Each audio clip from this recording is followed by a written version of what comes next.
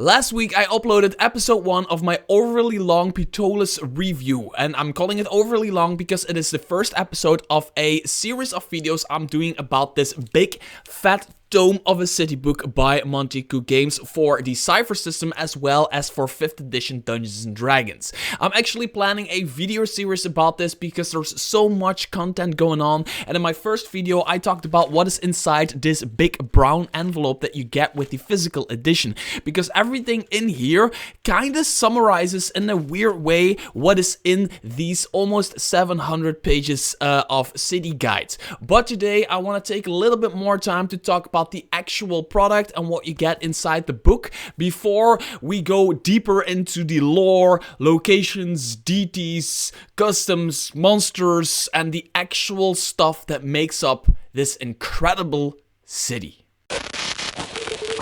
Hi there fellow roleplayers and game masters, my name is Mr. Tarask and this is still your go-to YouTube channel for everything 5th edition and the Cypher System, and Ptolus, the book by Montiku Games, has been released for both those systems. Now, even though this is episode 2 about this big fat tome, we are still kinda in the introduction phases of this, because I want to talk a little bit more about the actual product and what you get for your money. Then I want to...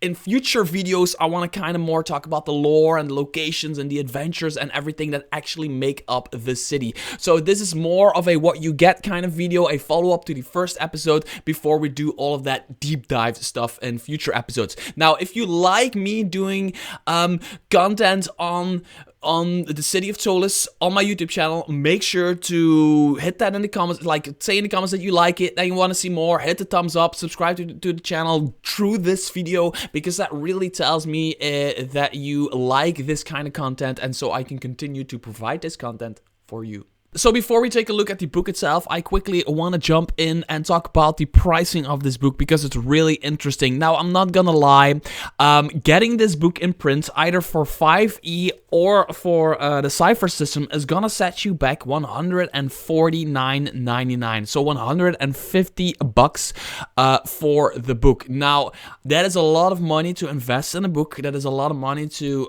cough up hard-earned cash for a lot of people. I totally understand that, but for me personally, I think dollar per content, it is really well priced. It is almost 700 pages thick. It is really well written. You will notice that in future videos. I will continue to talk about this product for a while, and $150 US is actually a pretty good price, because that's kind of the price of 3 books, but there is, I think, 3, maybe even 4 books worth of content in this thing, so it's actually a very fair price. You can also get the print book for 150, but you could also get the print plus the PDF for 68, which is you get both Montiku's City by the Spire for Cypher System in print and PDF, and the cool thing is they toss in a 5e PDF with that. So that's something you don't pay extra for. If you are the kind of player who kind of plays both systems like me, that's really interesting, because you will notice further in this video that most of the content in this book is actually system neutral. It's a lot of lore in this book. There's a lot of stuff.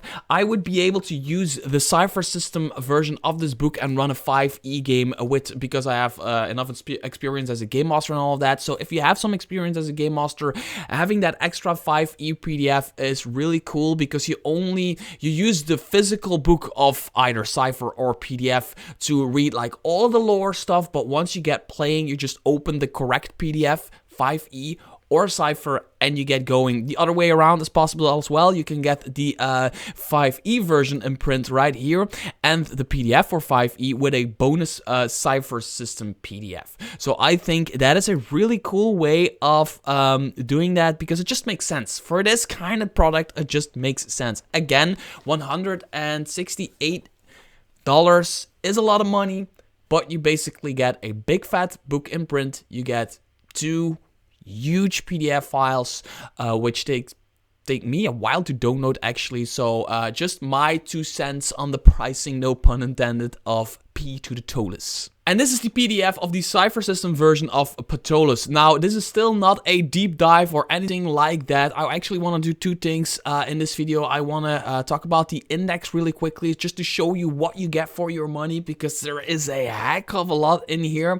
And then I want to talk about kind of some small differences between the 5e PDF and the Cypher System PDF, because it's really interesting how they created this and how they managed to keep the exact same page count, which is something that almost never happens between 5e and the Cypher System. So as you can see, this is the table of contents. This is also the table of contents. And this is also the table of contents. And, oh, that's it. So, and I think it's really interesting how they kind of did this, because the first chapter is a player's guide to Ptolus. As a matter of fact, if you click the where to start thing, where to start, they have a link in here that you cannot click it if I'm not mistaken, but you can copy paste it or search for it somewhere on the internet, where you kind of have a printable handout kind of player guide to Ptolus thing that you can hand out to your players. There's also, if you buy the physical book, there's also this, which has a summary of Ptolus kind of on like 2 sheets of paper or something like that for your players to read. But this entire thing, all the way up to page 33, is all about the city of Ptolus, its organizations, its religion. So if you want to play, like, I don't know, if you want to play a cleric or whatever, its religions, history, important people, names, you like your character background, what would make sense for the city of Ptolus, playing a Cypher System character in Ptolus, magic, equipment, living in Ptolus. And then, only then, they go into the city itself and the more need-to-know basis kind of stuff for the game master to pick and choose from what they want to use, and all that stuff. So there is the background of the city, like the world, species. There's major species, minor species, which is really cool. There's actually, I think this one is really cool. I want to show you really quickly. This is really old school, and where you have a graph which shows you how one race acts towards another race, right? So, for example, Legolas is an elf, right? And the dwarf is right here. So dwarf, elves, T, dwarves, and T is tolerate, right? So it's prefer, like, tolerate, and dislike. And there's this entire graph. Of course, you can roleplay this the way you want. Maybe you have a different view on that, but this is like the general idea of the people that live in the huge city of Ptolus, which I think is really cool to have. It's like this old school thing where you can really play into those stereotypical things, which I think is always funny, especially if you like start with that kind of stuff, right? If your character starts with like really disliking elves, for example, you're a dwarf and you really dislike elves, and then you grow into liking an elf because they helped you, Lord of the Rings, for example. I think that makes good storytelling. I think that makes good character progression, all of that. Cosmology, history, organization, more on a GM's need-to-know basis. There's organizations right here, right? But there's more for the GM right here. So the Brotherhood of Redemption is here on page 22. So if you click that, the Brotherhood of Redemption is like this bit for the players to know. Like, they know the Brotherhood of Redemption exists, right? But they also, as a GM, you can of course click right here, and then you have Brotherhood of Redemption right here, and it's all this part, and there's 2 options, and there's all that stuff. Now, something that is really interesting that I also want to talk about, I'll talk about that later. Quickly, let's just finish this. So there is the city guide itself, city by the Spire, docks, guildsmen, midtown. So this is all of like the districts, kinda. There's the Temple District, the Warrens, everything you would expect, the Old Town, everything you would expect from a city guide, South Market. There is this entire part which I think is really interesting. It's called Below the City. So it's more of like the sewer system and like almost like underdark stuff that is going on. There's a cavern system, natural and unnatural caverns. Yeah. Above the city, yes, there is a part about above the city. We'll go deeper into all of this in my future videos. There's so much to cover. There is information about living in and around of Ptolus, being a resident, the technology, all of that stuff, and then running a Ptolus campaign, which is a game master's guide, but focused on urban gameplay in Ptolus, right? And there's actually adventures. If I'm not mistaken, there's four adventures in here. Then there is monsters and all that stuff, and that actually takes me to kind of like the only real differences between the 5e version and the Cypher System version. But before I do that, again, they have this incredible way of, let me just click an adventure right here.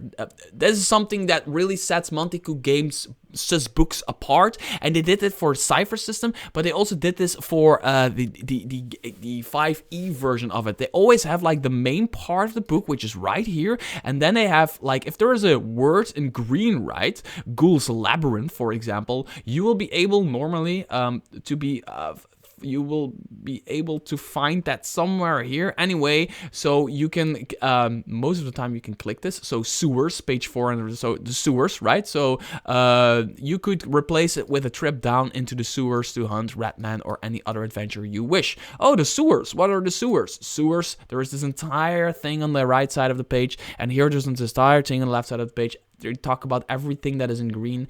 You just click it. If you get a PDF like physical book, you can't click. And they talk about the sewers, how rat folk live in the sewers.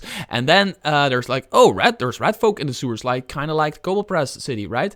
And then there's this proclamation, which is actually in this big brown envelope, right? There is a proclamation which says that everybody should go out and kill all of the rat folk. Basically, you get paid per 5 rat folk tails or something like that.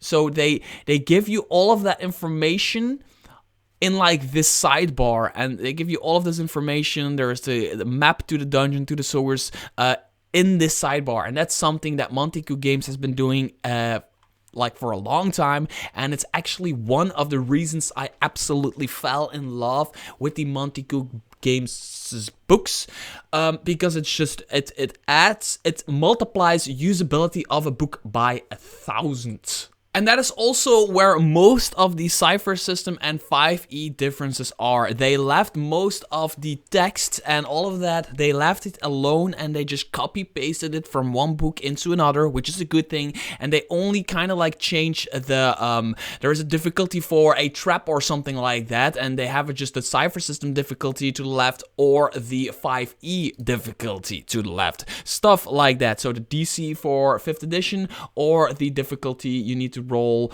the level you need to roll for a trap or a secret door, and they just kind of change the damage from here and there. Of course, there is bits in the text and stuff that are a little bit different, but these are subtle, and that is why I believe buying one version and using that to read through everything and then getting both PDFs is the best option. It's just an incredible option to have, because then you have the numbers for both versions and you have all of the text. There is no use in buying both of these. I would never, even if you want to play this for the Cypher System and you want to play this for a 5th edition, don't buy both versions. Buy the physical book with the PDF and you will get both PDFs, which is the best option by a long shot. So anyway, for example, there is the contents of a lair. There's the lair in here, and there's contents in here. Just a stupid little example. This is the Cypher System version. If you roll a 5 on a d20, you have 2, 2, 3 greater shadows that attack immediately. So 2 or 3. You as a GM just kind of decide. Basically, because it's a Cypher System, it's made for you to just decide. It's made for you to just pick a number. You don't have to roll a die on everything that you do as a game master. You're just like, oh, they're high on their hit points, give them 3 shadows. Oh, they're low on their hit points, give them 2 shadows, right? With the 5e version, they just give you 1d4, which is basically almost the same thing. Granted, the minimum is 1 and the maximum is 4, but it's kind of like 2 or 3 greater shadows that attack immediately. Other than that, the text is exactly the same. Most of the things I've noticed in random rolling tables, most of the things here use D6s. So for the Cypher system on your table, you most of the time only have a D20, a D6, and a D100, right? For the Cypher system. So most of the stuff uses a D6 anyway, meaning that you that it just translates into 5th edition pretty damn good, right? So a D6 stays a D6. So for the Cypher system, you have a D6 with you. For the for 5th edition, you also have a D6 with you. But for 5th edition, they know you also have a D4, so they are going to use it here and there. And then stuff like this, there's the I'm gonna try to zoom in on this if I let me see if you guys can see that. It's a bit hard to do this, but I'm trying. I'm giving it my best shot. So there is this is the 5e version, right? There's stats for stuff, the box of shadows, +3 ladder armor, +1 quarterstaff, +1 longbow, +1 arrows, all of that stuff. Can you guys see this? So that's the magic item stuff for that. And if you look into this, it's kind of the same thing, but it just gives you a oh, here, right here, armor, level 2, 2 quarterstaff, attacks inflict 5 points of damage each. So they just kind of like just translate that kind of stuff from the Cypher system into an item for 5th edition, which is, for me personally, I think the perfect way to go about that.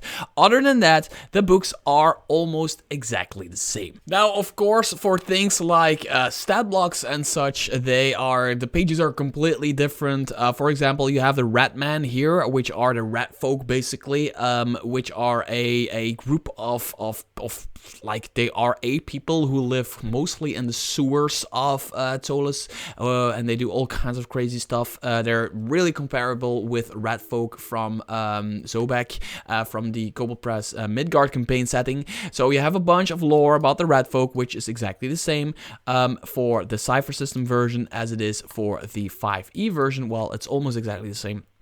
And then you just have 3 stat blocks. For the Rat Man here, for the Cypher system right here, you have the 3 stat blocks right here. And then you have the stat blocks for 5th edition right here with the same information. And again, as you can see, they have this proclamation right here, which is a letter sent out like to all people of who live in and around Ptolus, to tell people to, if they kill 5 of these creatures, they get a bunch of gold pieces. So you have a Ratling, a Rat Lord, and a Rat Brute, which are just stat blocks for the Cypher system, stat blocks for 5th edition. So again, you can perfectly read this kind of stuff for the Cypher system and read this kind of stuff for the Cypher system, and then just open the 5e PDF just purely for the numbers, which I think is the best way to go. So after this video and the previous video, episode 1, I hope you have a general idea of what to expect when you spend your money, your $150 or almost $180 on this big fat tome of a city guide. That's basically what I wanted to do before I dig deeper into the actual lore, into the actual people, into the actual player classes, options for 5e, options for Cypher system, interesting places to go, adventures, all of that stuff. I want to dig really deep into this book, as long as you guys over there think that content is great for you. So if you think that content is to your liking, make sure to put that in the comments below, hit the thumbs up, subscribe, and until next video, bye bye.